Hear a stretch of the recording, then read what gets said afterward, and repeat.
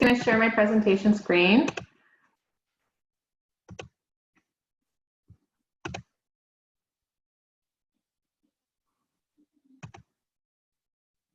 Hi everyone, my Mohawk name is Kanyen'keha and my English name is Kelly Gordon. And Nyawa, thank you for inviting me here today, and I'm excited to share a little bit around food, revitalization, reclamation, and reconciliation. So a little bit more about myself. As Robert said, thanks for the intro, that I'm a registered dietitian. So I've worked as a registered dietitian probably now for, I don't know, getting close to 20 years. I always say 15, but I'm like, I think it's pushing 20-ish now. And spent majority of my career working in community health, and a lot of it supporting Indigenous populations. So currently I've been at Six Nations for the last almost 8 years, and started my career at Six Nations, then was in Toronto, and now I'm by myself back working for Six Nations Health Services. So really fortunate and honored to be supporting a Haudenosaunee community as a Haudenosaunee person. You know, it fills me both professionally and personally. These are just a few pictures of some of the work that we're doing. So a lot of the work, and what I'll share further with you this afternoon, is land-based work, connecting to our foods and our Indigenous food systems, and how we're sharing and providing that back to our community. So that's on the one side there, probably on your left, that's me picking medicines. So we have a traditional medicine program at Six Nations Health. So we, as our employees, help to stock the medicine chest, so to speak. Employees are offered time both spring and fall to support our traditional medicine knowledge keepers and go out and gather medicines. So it's a pretty awesome opportunity to be working and considering it work, right? And I'll talk a little bit about more about that today as well. In the middle is one of our flint corn fields a couple years ago. We plant corn for the community every year, and we support harvesting and processing and education on how to use our corn as one of our main sustainers. On the bottom middle is some of our coworkers. That's our hallway, and we were braiding corn together. So just having those opportunities. The one girl in the front there is actually one of our dietetic interns. So we often bring in interns from different allied health professions, medical professions as well within health services. So it's exciting to provide this opportunity for them. And those two on the right are my kids, and those are some puffball mushrooms that we found in our yard and gathered and cooked up and ate. That was a couple of years ago now too, because they look a lot older than that. So I have a few quotes I like to share throughout my presentation, because I think if some people have said it well, then why try to say it in different words? If you lose food, you lose part of your culture, and it has devastating effects on the psyche. And I think so much of what I work to support is our connection to our foods, and how foods directly connect us to our identity and to our land as Ongohongwe people. So Six Nations of the Grand River, we are the largest First Nations community in Canada. We have about 17,000 on reserve members, and then about another 10,000 plus members living outside of the community. We are about an hour west of Toronto, and we're surrounded by large municipalities like Brantford, Hamilton, Haldimand, Norfolk, Caledonia. So our community is quite urban, I guess you would say. We're not overly remote, but yet as much as we are located in Southern Ontario and next to large municipalities, we still are a food desert. There's no grocery stores on our community. There is limited access to fresh water. So we have many homes that do not have access to safe drinking water in Six Nations. We have other challenges that other communities face, but the limited access to food and water is always interesting to me, considering that we are located where we're located. I see that Clay's here and he raised his hand. Robert, do we want to let Clay join our conversation before I continue? How would you like to proceed? Sure. Yeah, we can do that. Sorry, due to some technical difficulties there. If Clay's able to, he can join in. Yeah, if you want to let him bring us together in a good way, that would be great. And I'm happy to just kind of pick up where I started if everyone's okay with that. Sounds good. Thank you. No problem.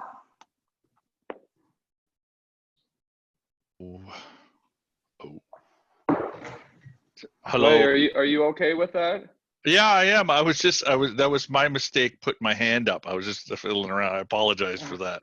So, and I apologize for being late and everything. So, again, I don't want to take up much of your time. So, we already started. So, in a good way, I just want to say, invite spirit into wherever you are right now. Just take a moment, and we are spirit experiencing something, and we're experiencing these difficult times right now. And we come together as the people. We give thanks to the earth, the sun, the sky, and everything in between earth and sky, our four-legged friends, the crawlers, the swimmers, the flyers, to our relatives. And we reflect and we send our thoughts to them, and we ask them to guide us and help us to be the better people, to teach us again, and the better human beings. We come together as the people, and we give thanks for this. And we give thanks to our ancestors. We borrow from the past, look forward to the future, to be present physically, mentally, spiritually, emotionally, to give thanks in this very sacred way. We send our thoughts to our Creator, the great mystery. Again, Creator, for there is nothing beyond you, Creator. We say miigwech to you for this gift you have given us. We ask for strength in these difficult times. We come together as the people, as one, with one mind, one heart. We say miigwech to you, Creator, for everything you provide for us, all my relations. Miigwech, thank you for allowing me to do this very quick and everything. So I don't want to take any more of your precious time. So thank you. Miigwech. Thanks, Clay, for bringing us in a good way.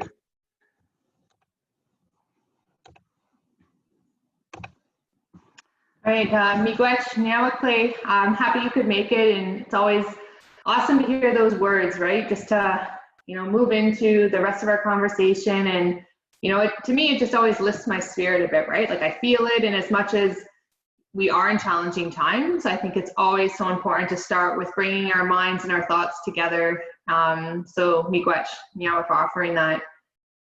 So just picking up, I was just talking a little bit around Six Nations of the Grand River and who we are.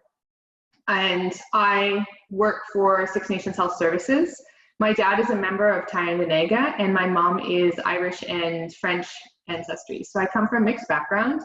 And a lot of my learnings as a Haudenosaunee person have come to me in my adulthood. I didn't grow up. My dad was very disconnected from his community. So a lot of my learnings, fortunately, have come from my opportunities through my professional work with Six Nations and other Haudenosaunee and Indigenous communities across the nation. And I'm forever grateful for that, because it's allowed me to grow and strengthen my identity.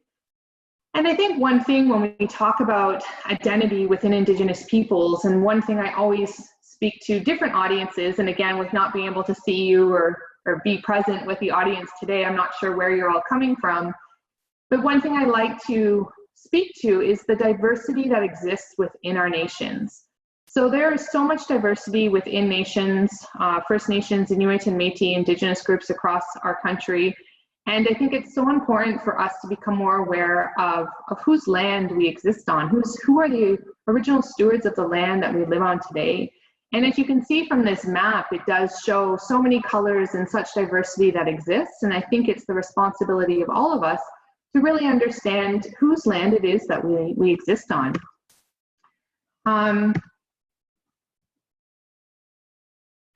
Well, let me advance my screen.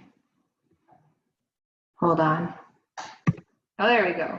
I just had to press the button harder. Sorry about that. Just making sure you see, Robert, do you see the land acknowledgements slide in front of you? I do. Okay, perfect. So land acknowledgements, a very controversial topic, I think, more and more as we continue to learn about acknowledging land, the more, it's kind of like anything, the The further you dig, the more complex it can get. So these quotes I like because it speaks to land acknowledgements from a perspective where I'm coming from. So the essential harm of colonization is that the living relationship between our people and our land has been severed.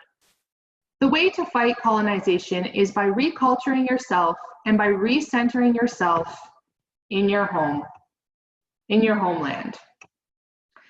So one website that can be helpful is the nativeland.ca, knowing whose land you are on. So no matter where you are, you can input, I'm in Burlington, Ontario, I'm in Medicine Hat, Alberta, and it will tell you who are the original peoples of that land and continue to be the original peoples of that land. So remembering that this isn't history or historical, this is today and now.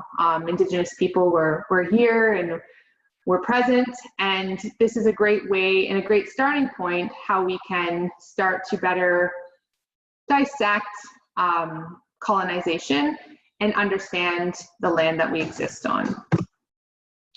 So the Director of Health Services, so Six Nations Health Services, we're about 350 employees large, so we're a very large health organization, the largest that works within Indigenous communities across the country. So our current director, her name is Laurie Davis-Hill, and one of my mentors. I've learned so much from Laurie and admire her strength and her perseverance and her resiliency. So one quote she shared once was, "Let us go to that uncomfortable place, then we can begin to move through it." And I think it's really important because some of the conversations about reconciliation, about the truths of colonization in residential schools, they're not easy conversations. And sometimes within our healthcare, so speaking as a healthcare provider, these aren't conversations I had in school. And they're starting to be more present in our school and education systems, but still not always. So when, for example, I have an intern and we'll talk about residential schools, I'm amazed that still how many interns, so in 2020, are unaware of residential schools and what they were and the impact that they have. So it's interesting. So I think sometimes having, we speak to putting ourselves to be uncomfortable allows us to grow, right? So it's kind of what offers that growth. So just knowing that these conversations aren't going to be easy. And, often food is thought to be something that connects people and brings us together. And by all means it does. But at the same time, food can be a great way to start having these conversations. Food comes from our lands. Then we can talk about the original peoples of the lands, the foods that existed from these lands that offered sustenance, and how that can link into a better understanding of our Indigenous communities.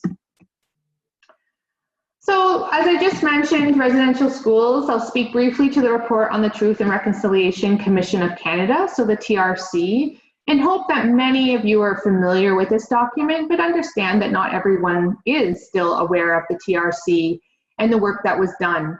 So it was released in June 2015, and essentially it was an account of those who endured residential schools and their stories, and then moving forward to actions and calls to actions for the people of this nation and the work that we need to do to rebuild this relationship with our Indigenous peoples. And when I say we, I essentially mean you if you're non-Indigenous. So this is the work of non-Indigenous people to really look at how they can rebuild their relationship and reconcile. For Indigenous people, it's about our reclamation, it's about our revitalization of our identity and who we are, and so much of that can be done through our foods. And I'll share a bit more of that as I speak further. So just a piece from the TRC. For over a century, the central goals of Canada's Aboriginal policy were to eliminate Aboriginal governments, ignore Aboriginal rights, terminate treaties, and through a process of assimilation, cause Aboriginal peoples to cease and exist as distinct legal, social, cultural, religious, and racial entities in Canada. The establishment and operation of residential schools were a central element of this policy, which can be described as cultural genocide. I always stumble a bit, or kind of like, it's hard to swallow. And that's kind of almost the visceral reaction my body has when I read that, because it's still mind blowing to me that this is our reality in some ways. But then it's looking at, well, how do we understand this better, and how do we learn, and then how do we work more together? So this is the reconciliation pole. This exists on the UBC campus on the West Coast. So I was there a couple years ago, and a girlfriend and I were there for a conference, and we took like 3 buses to get out to the campus from downtown Vancouver, because we really wanted to see this pole. At that time, it was newer. It was created by a Haida gentleman, who I can't remember his name right now. But this totem poles speak to a story. They represent a story of some of our West Coast nations. And what you can see severing our stories and our people is a building representing a residential school. So that black, dark, creepy looking building, severing that totem pole speaks to that severance in our culture. So I always kind of equate it to thinking of when you break a bone. So that bone can heal, but it will never be exactly the same as it was. And that's the same as our culture. So when you have that severance and that cut from your identity, you can look to heal and to repair, and that takes time. It takes a lot of time. It'll never be exactly the same. But I thought this visual gives such a good impact as that cut in our culture. And when you look at that, you're like, man, that's like, it's severe. It is. There's 94 calls to action that came out of the TRC. So these essentially are calls to action to the population on the work that needs to be done. So calls 18 to 24 or 25 are specific to health. So those of us working in healthcare, reconciliation is our responsibility as well. So call to action number 22. We call upon those who can effect change within the Canadian healthcare system to recognize the value of Aboriginal healing practices and use them in the treatment of Aboriginal patients in collaboration with Aboriginal healers and elders where requested by the Aboriginal patients. So for those of you that are working in or entering into the healthcare system, I think this is super important to be mindful and aware of. I think the fact of when requested by the Aboriginal patients, so know that not all Native or Indigenous people necessarily want this, so it's always important to ask and gain that permission, but seek those supports that can exist and build those supports. So in many healthcare organizations and systems, these do not exist. There's not the place or the space for Aboriginal healers. There is fear and concern of risk and, contrary to evidence-based and informed practice. But we need to create this space. We need to understand that this knowledge comes from generations and generations and is essential to our well-being. I asked, are we going too fast? Are we tending to be in haste to become culturally competent? And I think we see so much of this within specifically healthcare professions on becoming culturally appropriate and then culturally aware and now culturally safe. And we do trainings, and I'm not saying those trainings aren't good. I think some of them are good, but sometimes it's a bit more of, okay, I spent my 3 days, did my training, or I did my 6-month course, spent X amount of hours, and now tick culturally competent. And I think what's important is to move towards cultural safety. I think we really have to have that knowledge of history, colonization, racism, oppression, historical legacies, governmental policies, and understand those truths and how they impact our Indigenous populations, which moves to a place of self-awareness. So same with those land acknowledgements, if you can't connect it to yourself, if you see it as over here, it's really hard to be truly culturally safe in the practice that you're providing. So sometimes, like I said earlier, these can be hard conversations, and to recognize I am the colonizer. It was my great-grandparents that took that land. Oh geez, how do I deal with this? How do I work through this? And how does this allow me to learn? So I think it's really important to not dive into the cultural competencies too fast.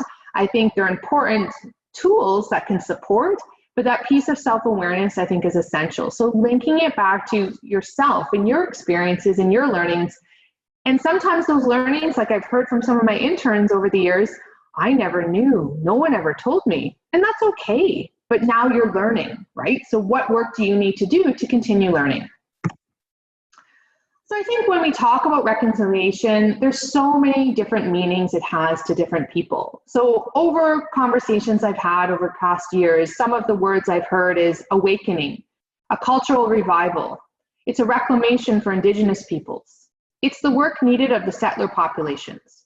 It's a dismantle. It can be slow and clumsy. It's gaining our identity back through food. It's not the product, it's the process. Passion and connection to our foods our elders have. Awakening memory cells of culture and identity.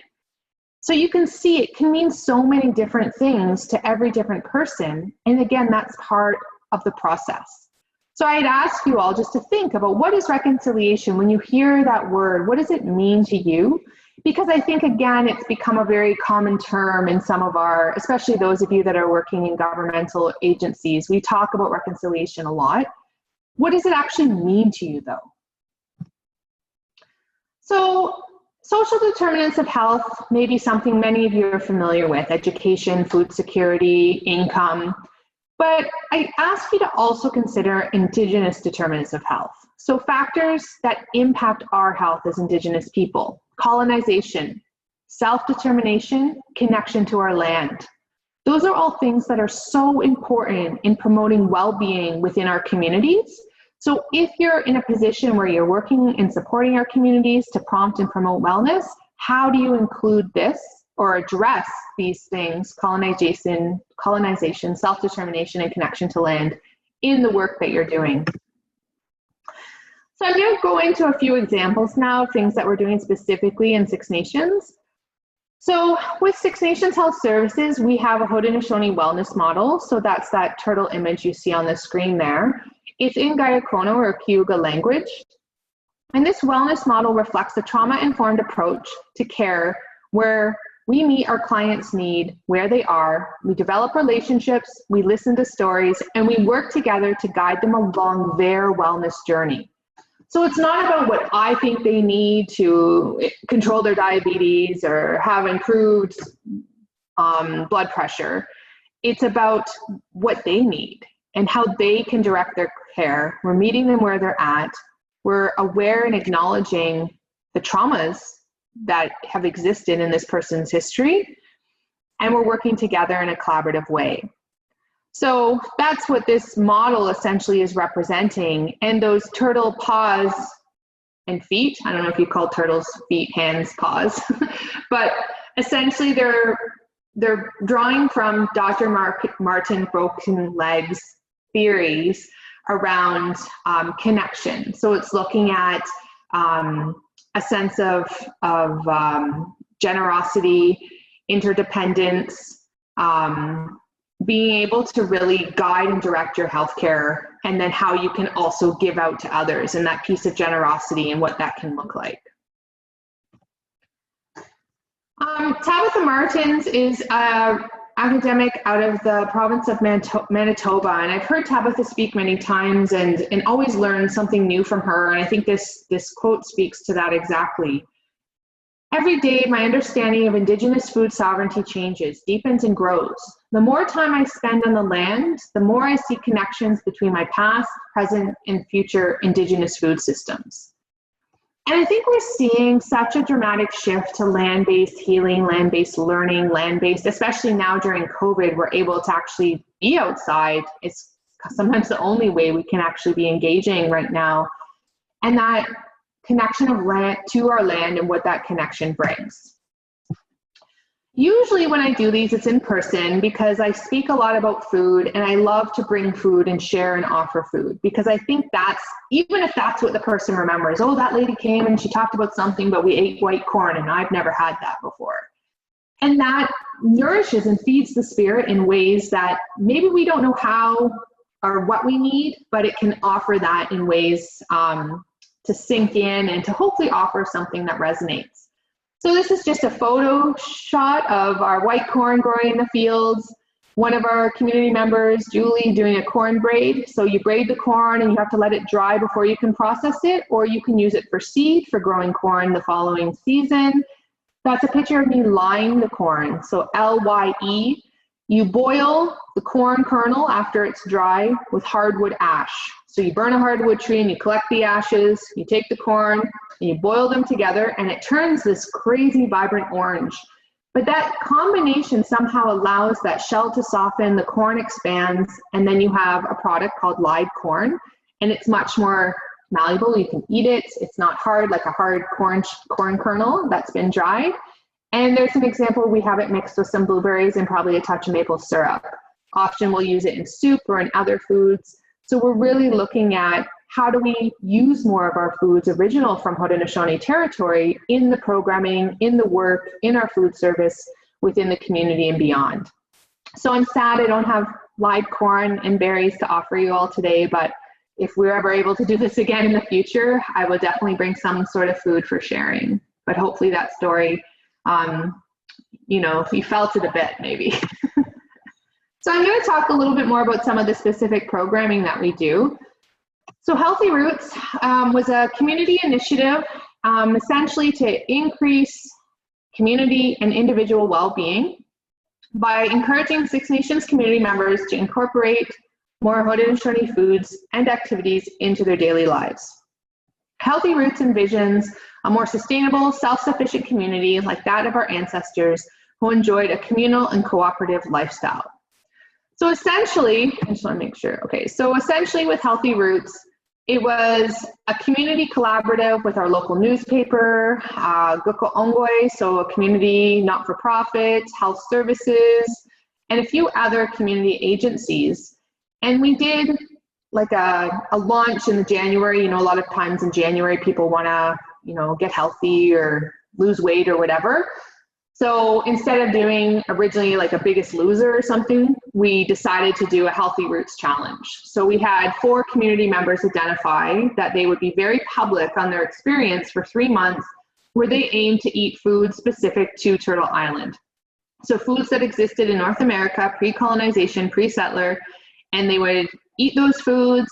They would look to increase their movement, and they would be very public about sharing this experience. So meaning that it was recorded on social media and in our local papers as they journeyed through this experience.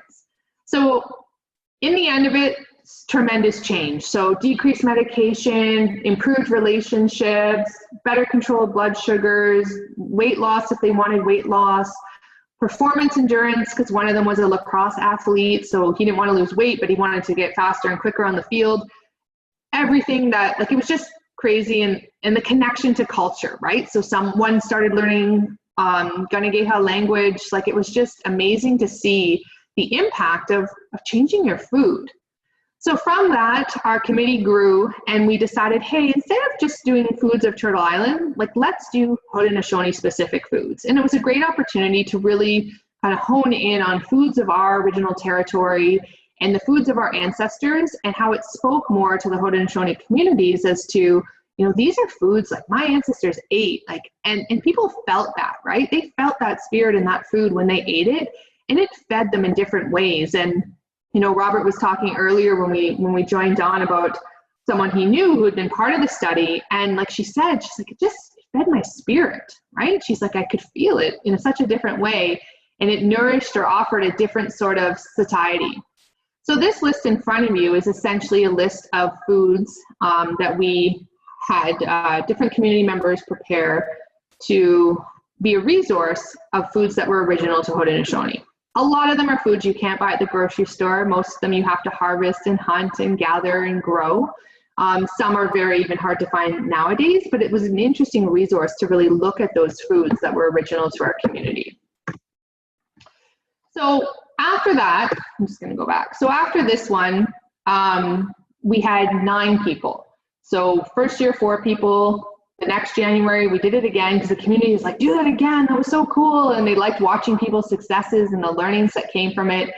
And some of our partners did great with like awesome swag and just like were really great at the PR, like the public relations piece. So people were like buying into it, which was really neat to see. So we did it again the following year, and we had 9 people. And again, same results.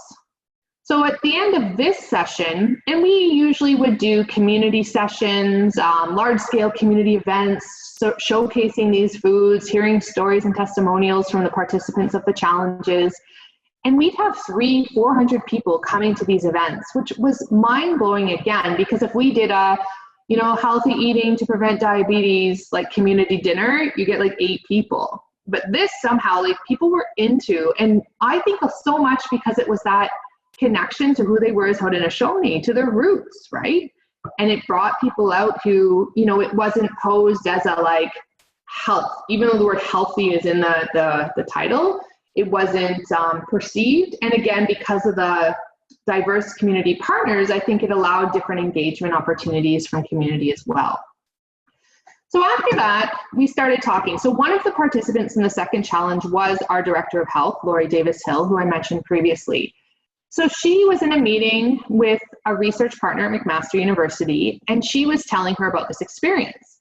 And Lori was saying, you know, I really wish, like, obviously stuff changed inside of me, but I don't know what changed. And other participants of the challenge said the same thing. They're like, you know, like, my pants are looser, I feel great, my doctor took me off that medication. And then, but what changed? Like, what actually changed inside my body? So this question was being driven up from the community, from the participants. And with this relationship we had with a trusted research partner at McMaster, they were like, well, let's see, like, let's study it, right? They're researchers, that's what they do. And that's what led into the Healthy Roots community study, or the initiative that we then grew into the following year, where we recruited 22 participants and we had them as their control. We didn't have a control group, but it was really driven by the questions that came from the community, which was really exciting versus a researcher and research team coming in with questions that they wanted us to engage in. We were driving it. So that's one of the most exciting things about this study. And again, as I go through it, the results showed us exactly what we already knew. Like, we didn't need to have this information, we wanted it because we were curious. How did it actually change, like physiologically change my body? And sometimes, unfortunately, in some audiences, you still need this sort of data. So it's not enough as an Indigenous person to say, I want to eat my foods because they make me feel good. Well, what's the evidence? How do you prove that? No, you're diabetic, you can't eat corn because it's high in sugar. You may hear from healthcare providers. So by having this evidence, it does support it. And sometimes it makes me frustrated to say that we need it, but I also understand, coming from the education system I came from, that it's the reality of how Western medicine works, right? So anyways, we did the study. So we took a bunch of samples, blood, urine, stool, food diaries. We did MRIs. This was all a part of a larger study called the Alliance for Healthy Hearts. So through that partnership, we were able to get access to some of these cool tools like MRI machines, different stool analysis. We did gut microbiome, which is, again, super exciting to see how our Indigenous diet, our Haudenosaunee diet, impacts our microbiome, because we're finding so much evidence now in impact of microbiome on our health. Then people went back, did their normal thing. 3 months later, they started the intervention. So we again took the samples. Then we did a 3-month intervention. So again, only 3 months. Foods of Haudenosaunee territory was the priority. And then we did the samples again at the end. So here's some photos of just some examples of some of the foods we offered. Venison, duck eggs, maple syrup, live corn, fish, so like pickerel or walleye, pumpkin seeds, berries, quail, wild rice. So we didn't give them all of their foods. We gave some of the harder to find or some of the protein-rich foods. Haudenosaunee are agricultural people. We're growers, so a lot of our diet was of plants. You know, if we look at our corns, beans, and squash, if we look at things we would have grown in our garden, we were agricultural. So those tended to be items that people could go and buy at the grocery store. A cantaloupe, like a melon. They could buy a cucumber. They could buy leafy greens that mimic like yellow dock or some of the wild greens that we would have harvested. But some of these other items, specifically some of the protein items, were more expensive and less accessible. So we offer to provide those. We also have looked to connect with community hunters to have these foods more readily available in our community and programming. So just a quick snapshot, some of the results, you know, we saw an increase in protein, decreased fat, increase in our healthy fats, decrease in carbohydrate, in the final, so in our results after the intervention. So overall, the Healthy Roots diet was higher in protein and polyunsaturated fats, lower in refined carbs, lower in saturated and trans fats, higher in potassium, lower in sodium. So for those of you in health or food fields, those are all things that we often strive for. So it was exciting to see the results from those that were eating the foods original to Haudenosaunee territory, and that diet was comprised of this, which is shift, because often our diet now is higher in refined carbs, higher in sodium, higher in sat and trans fats, right? So if you're eating foods, especially with convenience foods and a lot of pre-made foods, you're getting those items which don't often contribute to overall health. So we saw a change, overall loss in body weight, so about 5 pounds, decreased waist circumference, decreased body circumference, so measures of different areas within the body, everything decreased. Decreased visceral fat volume, so we know the visceral fat is the one we want to have less of. It can cause risk with our large internal major organs. Hepatic fat, so again, a 22% loss in liver fat. So we're seeing so many more fatty liver diagnoses, well, I have been in the last 10 years. So knowing that the Healthy Roots diet decreased the liver fat in just a 3-month period was pretty outstanding, I would say. A1C saw a decrease as well. So overall, it showed us exactly what we felt. So we felt good. We, as in those that were participating in the study. I felt good too, because I got like the high off like being a part of it, right? And just seeing the success and supporting those successes within the team and the participants. But yeah, it was exciting, and also excited to say we're so close to having this published. So hopefully these results will be available in the new year in a published document outlining our story of where it all came from. So being a community-based, community-driven research project, but having some of the hard empirical data that supports everything that we knew. So the last example I want to talk about, so just a couple more minutes, is Nourish. So Nourish is an initiative that I've been involved in as a team member representing Six Nations Health Services.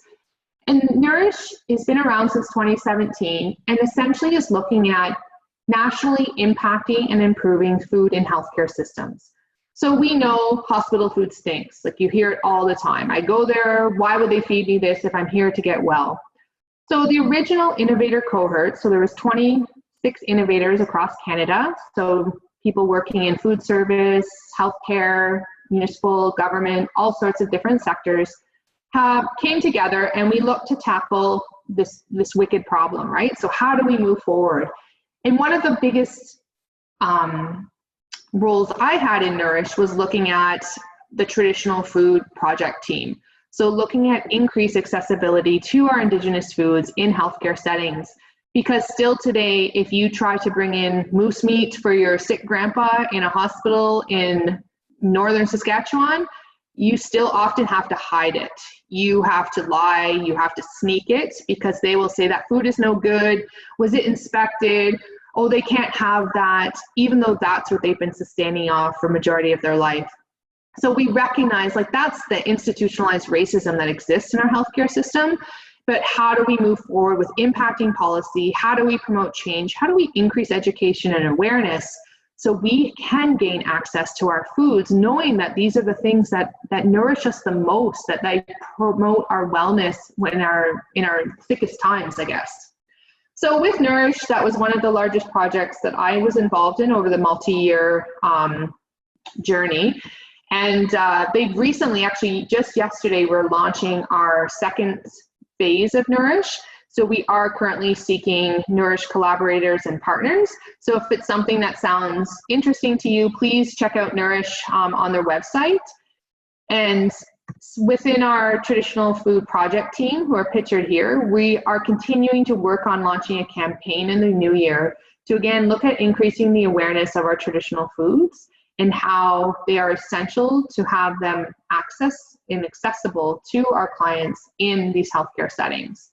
So this is a gathering we hosted in the fall of 2018 at Six Nations, bringing together our innovators and Indigenous voices from various communities across the country to talk about opportunities and to share stories and to spend that time really centered and focused around our foods. So from that gathering, this was some of our themes that came out, access, guidance, myths and misconceptions and stereotypes, networks, partnerships, love and respect. So these are some of the themes or essentially the levers or the entrance points that we're looking at with some of the campaigning that we're looking to roll out in the new year, offering to those not only in just healthcare settings, but beyond. So think about daycares, think about residential facilities, all of those that are like, something like $5 billion a year Canada's healthcare system spends on food. So imagine if some of that can be redirected.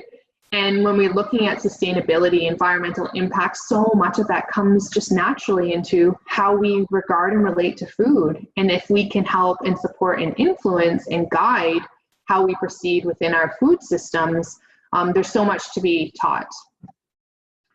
So one slide I like to share, so I'm almost done, is looking at what we value as the work, right? So, this is something that I kind of struggled with because a lot of the work that I'm passionate about, or going out in the field or going out and gathering medicines, it's always, I have to give up something else, right? Or I have to work late to get my real work done.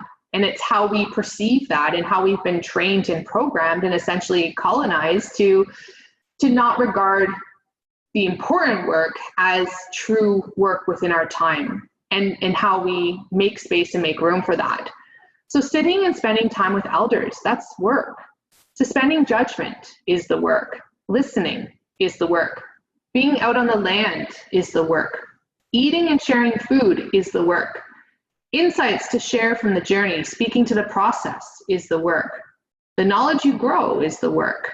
Building relationships is the work.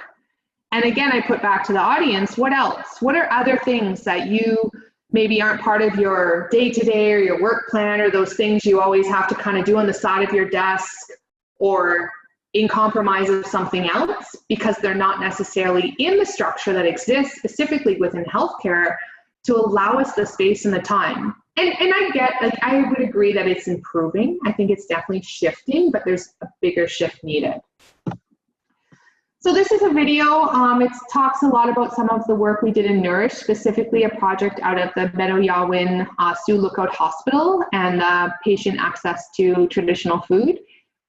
So if you have time, I'd say check it out on YouTube. It's a really lovely video. And one of our Nourish innovators, Kathy Loon, is in the video and she's awesome.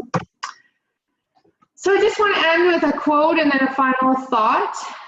I hope that the new generation of professionals and scholars can see that they are not just the bearers of the burdens of history, but they are also the beneficiaries of our new awareness. They are not just inheriting the painful legacy of the past, they are also inheriting the awareness and knowledge of why and how things happened, as well as a framework for defining Canada's new relationship with its Indigenous peoples. That is the edge of the future upon which we sit. So Senator Murray Sinclair, who was one of the commissioners working on the TRC, wise words. And I think as we look to offer hope and opportunity, I think those words speak to that. So just a few more quick visuals here, some of the programming that we're doing within Six Nations Health Services, our gardening, our growing, our harvesting, our gathering, our planting, our fishing, our cooking, our jamming and preserving, our harvesting, our corn, our hiking, all those sorts of things. And so this is a corn that was harvested, and there's been a few in the community this fall. And so we've been asking, like, what does this mean? Like, we're finding these white corn, so usually it would just be a full cob of corn, that have that kind of braiding and then that bunch. And some of the teachings or lessons that I've been learning about it is that when you plant the corn, you're planting it you're asking the spirit to be with it. So in this case, the corn is essentially pushed the spirit to the top. And some of the thought is that if you find one, that's really great. And if you find a lot, that's awesome. And it can be seen almost as a new beginning.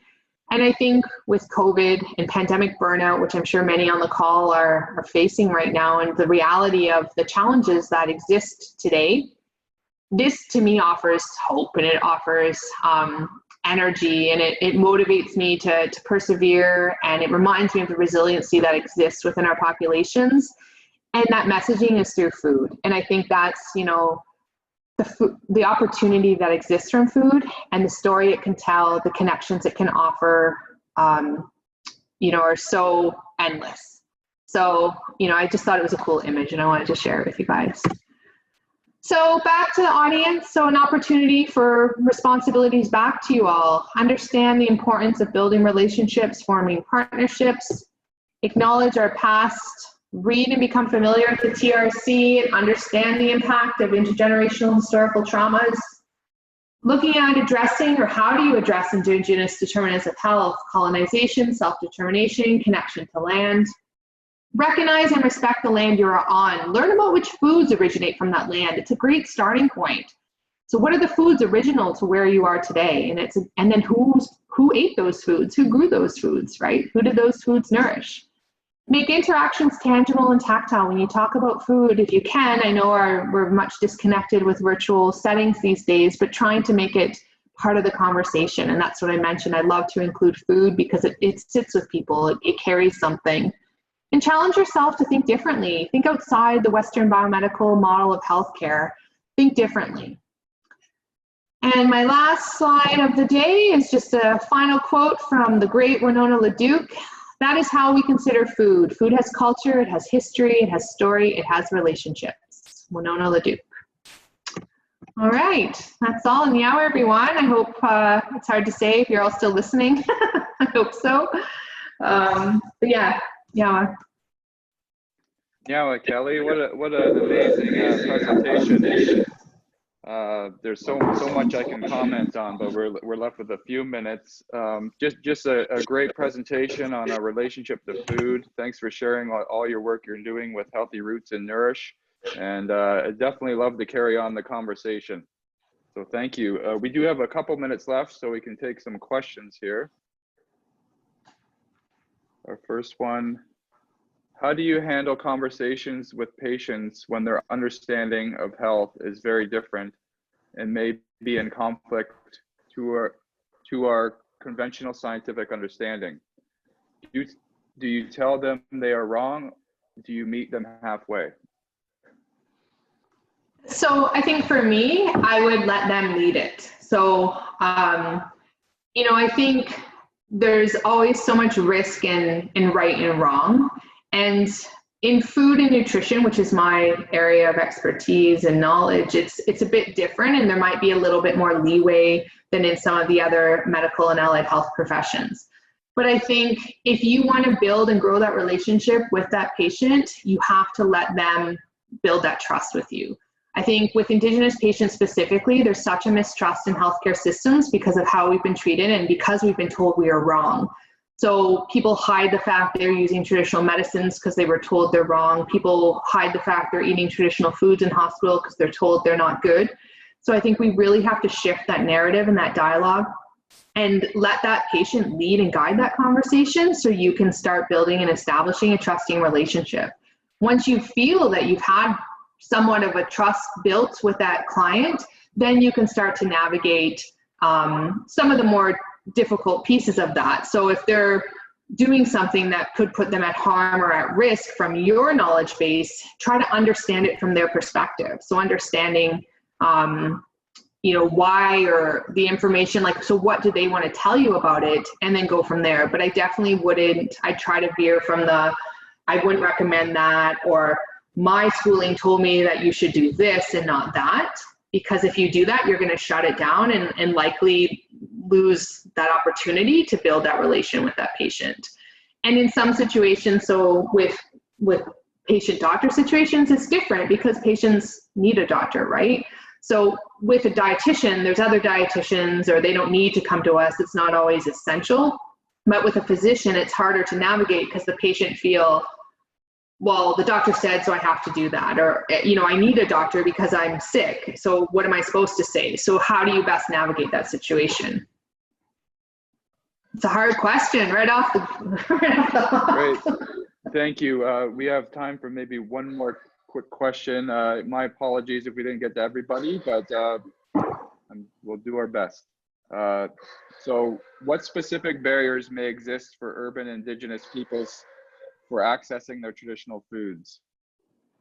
Tons. Like, I think just like essentially myself as someone who grew up urban, like I didn't grow up on a reserve or connected to a community, that lost that connection to identity and a connection to food. But I think it's understanding the foods of that person. So as a Haudenosaunee person, for example, berries are one of our main foods. Strawberries are our leader in a medicine for us. And I can access berries year round in a lot of places from a grocery store. So frozen or fresh. So they're not always, so traditional food, it's how we perceive it, right? So it's not always necessarily food that we gathered and grew from the bush, you know, or harvested out of a river or a lake. Sometimes I'm buying, you know, lake trout from a grocery store and frozen strawberries. So that's food's going to hold a very different spirit than that deer that was harvested in my back bush or that squash I grew out of my garden. But it's still going to offer that nourishment. So I think it's about kind of shifting perception that we can include foods that exist in mainstream that are still part of our traditional food systems, but they weren't prepared or harvested in those ways if you can't access them. So I think if there's ways to gather them, harvest them, bring people together, then yes, but if not, there are still foods that are in grocery stores that you can get that are essentially your traditional foods. Wonderful. But good question as well. Thank you. So just for the sake of time, we have to close here. I just want to thank everybody for tuning in to a great webinar. I wish we had more time to carry on the conversation, that's for sure. Clay, would you mind taking us out in a good way? Thank you, Kelly. Oh, my pleasure. Thank you, Kelly, for your awesome words. That's all I have to say about that. It was just wow. And miigwech for everything, for coming here and everything and saying these good words. And with that, I just want to say, so take a moment again. We just come together wherever you are virtually. Just take a breath and we give thanks again. And I ask, I humble myself. When we humble ourselves, we ask, and I just ask as a man, as a Anishinaabe man, for the blessings of all of us in a good way, in a kind way. I offer my seima to you, Creator, to help us in these very difficult, challenging times, and I ask that we stay together in this, and we send our voices and our hearts to the ones who need it, and we're with this good medicine for our minds that our sister has spoke. May this enter our hearts, and we say miigwech to her and her family, and bless her family and her children. We say miigwech to her. We say thank you, Creator. Again, Creator, for there is nothing beyond you, Creator. We say thank you again for this beautiful gift called life. We give thanks to the earth, the sun, the sky, and to our Creator. All my relations, miigwech. Thank you, Kelly, for your good words. Miigwech. Miigwech, Clay, thank you.